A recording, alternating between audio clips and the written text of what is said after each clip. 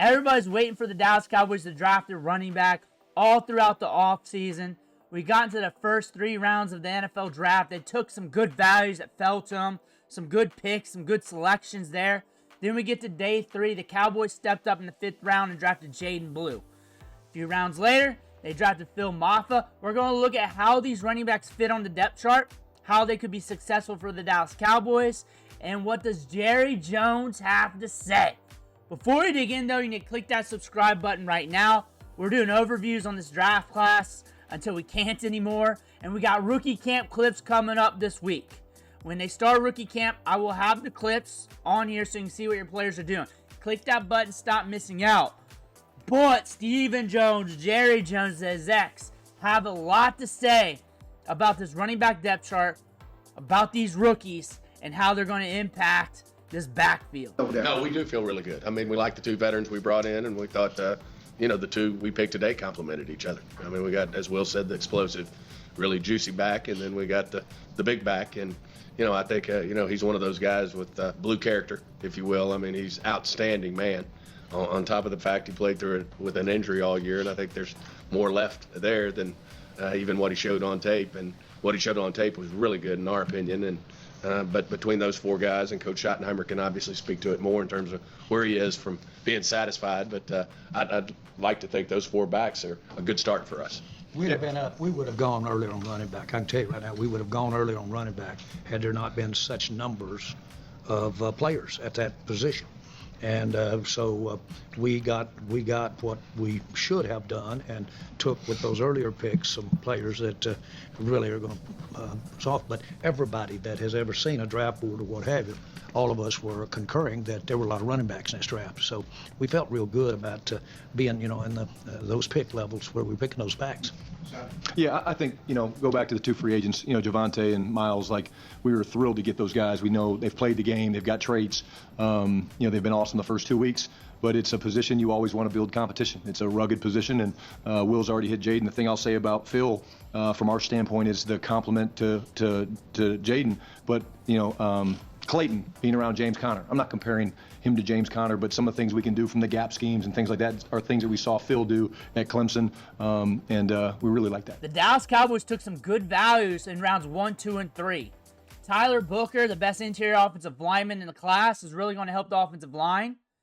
You got Donnie E in the 2nd round, who's got a 1st-round grade, so technically you got 2 first-round picks in this year's draft. And then you got cornerback ECU Ravel in the 3rd round, who carried a 2nd-round grade, who was ranked highly in the 2nd round. I had him in the 2nd round as well. We mocked him there all off season long. So pretty much in days 1 and 2, you got 2 firsts and a 2nd when you look at it from that standpoint, and how the craziness of the draft shook out allowed them to take those values. 5th round, they were looking at running back, and they said they knew the running back class was deep.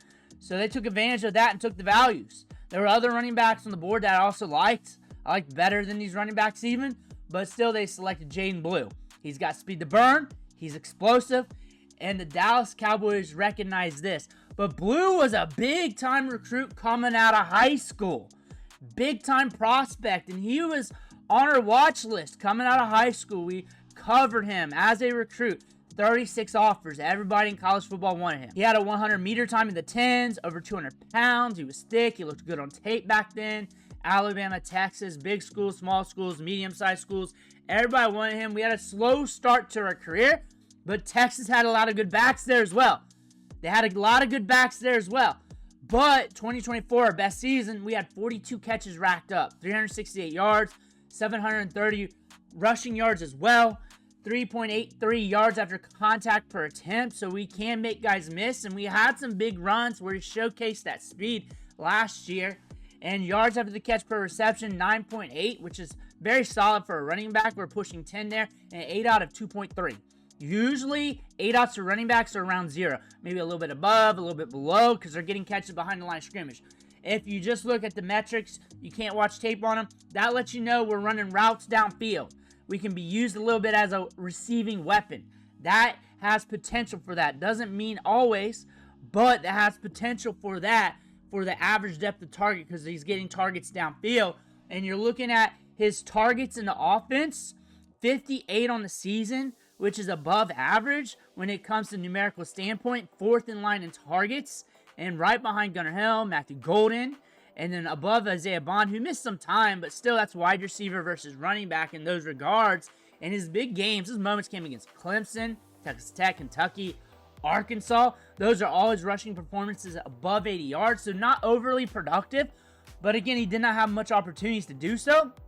Stacked running back room there in Texas, but we got some speed to burn, and all this reflects where he went in the draft. This is also a very deep running back class, so therefore in any other class he might have been drafted a little bit sooner than where he got selected due to scarcity in other classes at the running back position, due to his size-adjusted athleticism. However, this year's class, there's so much talent, you could just choose whenever you wanted and you'd get a good running back. And you're looking at the speed here. This is what sets him apart from all the running backs in his range, because we were running a 4.38 40-yard dash at good size here, 196 pounds. So you got a running back here that can catch the ball out of the backfield, that can be electric, that can give you something different with Javonte Williams. Picture him with Javonte Williams right now. You got your speed back, and now you got your Javonte Williams, who's your hammer, who's got good vision and feet. Picture them together. Picture him versus Miles Sanders in this backfield. If he beats out Miles Sanders in training camp, then you know you got yourself a running back who's ascending. A running back with some talent. Big time recruit coming out of high school. If we can live back up to that top tier status and live up to some of that production we got at Texas. We did not live up to our high school recruiting status. However, that's reflected in the draft pick. And on top of that, you got him at a good price. If you wanted the top running backs, you had to pay up for that. But you got Jaydon Blue here, who's got something in his game. And that's being able to catch the ball in the backfield. 11.3% target share, 86th percentile among all running backs. Dominator rating, that reflects in the price tag of what you paid, 35th percentile. Dominator rating is the ownership of yards and touchdowns in a team's offense. Since offenses are vastly different between college programs, some throw it a ton more. Think about the Big 12 schools. Think about the SEC schools. It kind of puts things at a more even playing field because it's more of rates than versus counting stats. That being said, you got yourself a highly athletic prospect that might deliver for you in this committee that you're building up here. And you got him at a great price. You got him in the 5th round. Doesn't work out, no sunk cost invested. You move on to Phil Mafa, you move on to next year's class. You get another 4th, 5th, 6th rounder, and you keep turning and you keep burning here. And he hit 22.3 miles per hour, 97th percentile among running backs per Real Analytics. And average transition time, getting up to speed, 0.27 seconds, and that's 95th percentile among running backs. So a top-tier speed guy, top-tier burner at the running back position, and it's not like he weighs like 160 pounds either. I mean, he's pushing 200 pounds. You got some thickness there.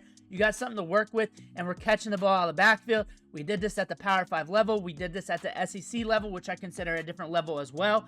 It's Power 4 these days, but I call it Power 5 still because it just slips out the mouth. Phil Mafa, drafted in the 7th round. Now look at these two running backs. There's one thing that stands out to be different, and that's the size. That's the ability to bang it between the tackles. Now you got your backup for Javonte Williams. That might be on the practice squad depending on what happens to Miles Sanders, and Miles Sanders has to prove himself. He's got competition now. Phil Mafa was also a decorated recruit coming out of high school. They're chasing that status maybe, but we played at Clemson. We showed some good things on the tape. This is a guy that can hold it down. He is also very dependable and is a running back that could climb the depth chart. He's one of those late round sleepers. And if he was in last year's class, he probably would have got drafted a couple rounds higher because this is a stacked running back class. You got 25 running backs that has potential to do something in this class, that could do something at this NFL level, that could be big-time producers if the depth chart turns a certain way. You don't have that in many other classes. Last year's class, you had like 3 to 5. That's what I'm saying. This year's class, you got some guys that have some tricks up their sleeves in the back end, even some UDFAs that we got to talk about. Phil Mafa's got some size to him. He's got good feet for his size. This is a player that could climb the depth chart and be a good grinder back for you. Could he be a top-end producer? It's not really playing that way in the profile, but the Cowboys offense can also boost his productivity too if you're looking at him for fantasy football as an upside asset. Jaydon Blue fits with Javonte Williams pretty well. Jaden Blue just has to develop. Jaden Blue, when you look at Jaden Blue, when you think about Jaden Blue and his potential, you're looking at a running back that has pass-catching chops, who's got speed, paired with Javonte Williams. Now, if he can climb the depth chart rapidly and beat out Miles Sanders, you got something there. When he starts beating out Miles Sanders in training camp, in fantasy football, that's when you want to buy in. That's when you want to get in. You want to get in early when the price is low, or maybe even now and just speculate and just hope for the best. That's not always the case for the rookies. That's not always the case. Sometimes it takes some time. Sometimes it doesn't happen. That's real life. But Miles Sanders is sitting on this depth chart as the gatekeeper. He is the gatekeeper. He's holding the gates. And these rookies just have to pass him to get through it. And if they do, they're going to get touches. They're going to get opportunities. They're going to get snaps. And I'm going to say they're going to get snaps and opportunities because they got to do more than that to be overly productive for fantasy football. To help the Cowboys, Jaden Blue's got that upside. Javonte Williams has the contact balance, vision, and patience. That could be a good match. That could be a good match. And if you're putting together a committee, paying a 5th-round pick, and just getting the specs you want out of that running back versus some of the other running backs that I liked, but I can understand what they're trying to do here. They got Javonte Williams. They're riding that out. But still, he could help this team. He can help this team out. Let me know what you think in the comments below. Make sure to hit that subscribe button on the way out. Thank you for watching. Catch you on the next video.